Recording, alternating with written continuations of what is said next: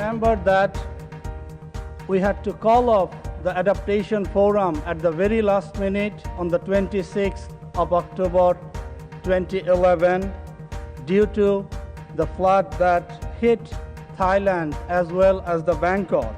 This forum to me is a knowledge sharing event where all interested parties have gathered. Climate change is a pressing global challenge facing human society. It risks overturning development achievements and threatens future growth. We need to take this forum further, which will help us to understand better, to take some of these knowledge into actions at the ground. Policymakers from the highest to the lowest levels within governments, NGOs, media. It's a wonderful meeting place, and in fact the most valuable part is what happens outside the meeting, the formal meeting, in the corridors and over tea and over lunch. Raise your hand if you represent government or government agencies. Great. Raise your hands if you represent UN agencies. Okay, raise your hands if you represent development banks. The forum is to me an amazing opportunity for activating a regional platform for collaboration within Asia, within the Asia-Pacific region. For the Mekong region, where 60 million people are living, and most of them are very poor, climate change issues and climate change impact are very important. Human practice is very crucial for strengthening adaptive capacity. Natural environment, especially the river and the water, that usually lost in the urban environment. This adaptation forum is very important because it brings together the different stakeholders, and I think academia has a very important role to play. So managing water is not just about sort of agricultural productivity. So he's opened things up. Well, I'm here to learn more about the challenges. There's many good people across Asia Pacific trying to work out what to do to adapt, whether that's adapting to the many general development pressures or adapting to climate change.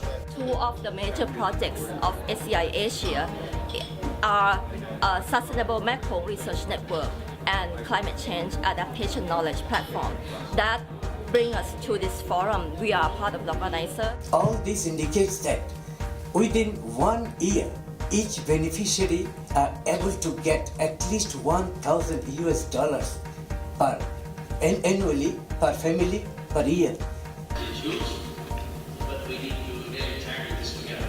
Therefore, I feel that To enable those who are most affected to have an influence on decisions about systems, and they need to provide information for decision making.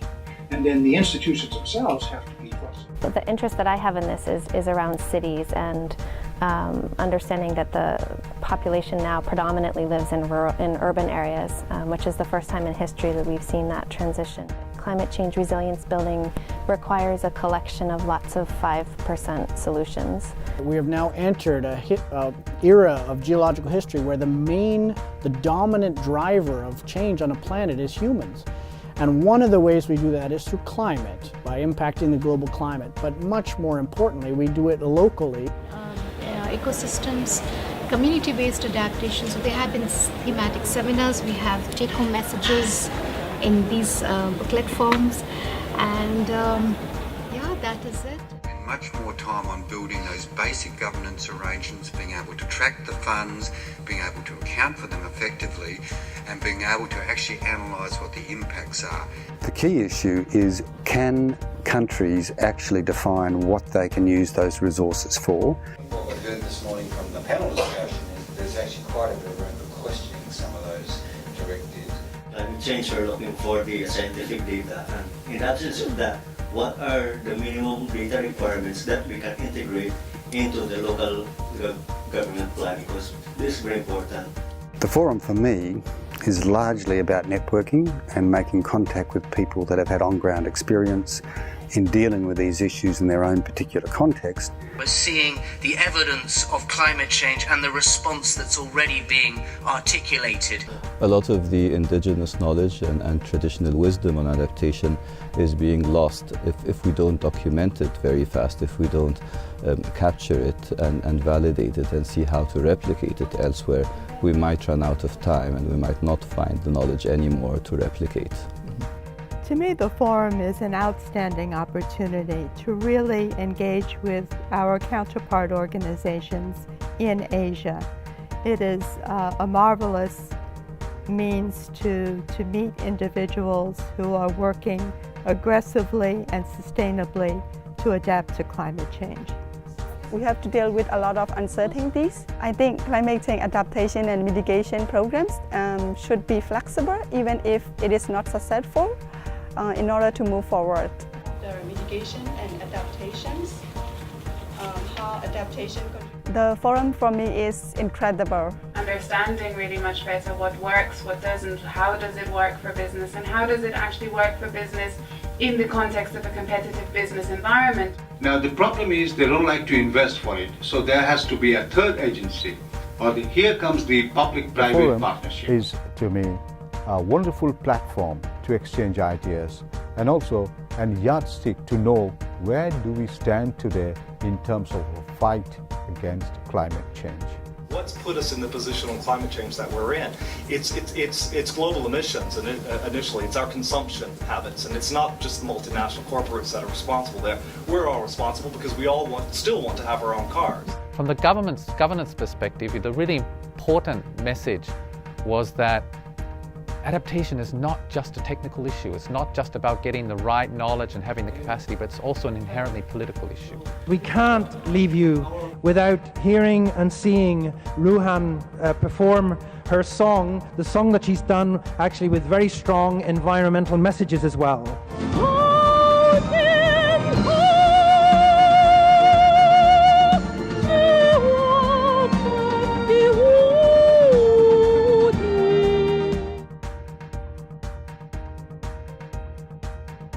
There's a win-win situation so that we can, what we call, derive co-benefits to all the relevant sectors. I would like to thank everyone who's put in so much hard work into, obviously, the Adaptation Forum.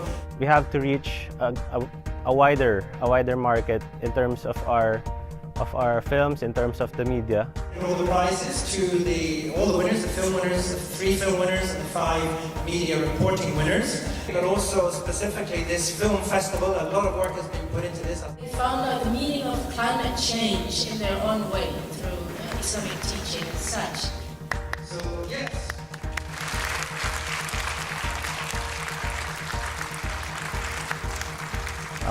The forum is a great opportunity for me to show my perspective as a young practitioner of climate change adaptation. 18 entries. In the end, we did a call for entries for across the entire region. We targeted media companies, we targeted NGOs. All of us to sit around the table and discuss it rationally, to try and find the solutions together that would be the most beneficial for the most people. Of course, there are still many uncertainties about the way people will react to the impacts of climate change. It is clear that grassroots community organizations and community members are not represented here, but hopefully through the various representatives here from other stakeholder groups, they will be taking some of that and going to their local communities and working with them and engaging with them from whatever they've learned here. Energy and mitigation, we've been tracking renewable energy. Partly I think this is the role of regulation. You talked about building codes and infrastructure development. Okay, so the Adaptation Forum is an opportunity for me to get inputs from colleagues working on adaptation in other countries and taking it into my work in India. It seems with the example actually of India that a migration can be forced environmentally and still facilitated. And just getting new impetus for work on adaptation to climate change. And the big challenge now is to really implement adaptation, take this forward and make it practicable. I liked your question very much. This is one I asked right from the beginning. If we're looking at climate proofing a watershed development program of any sort, we need to go beyond the local, very local level. What we're doing is we're using performance-based grant system of financing instruments which set up the incentive for the local governments to go ahead and make their development programs climate resilient. So specific actions were defined, and those are being defined by grants that are available under our project. We anticipate that the national governments will recognize the benefits of these kind of programs. May I invite our Adaptation Future Leader, a youth representative, Ms. Tian Wong, student of Forestry and Environmental Studies. This forum for me is an ideal opportunity to learn, to get inspired, and to move forward. While we require knowledge that we have to expect the future to be quite different. The forum for me is to see our partners, to know new partners, and to disseminate the knowledge.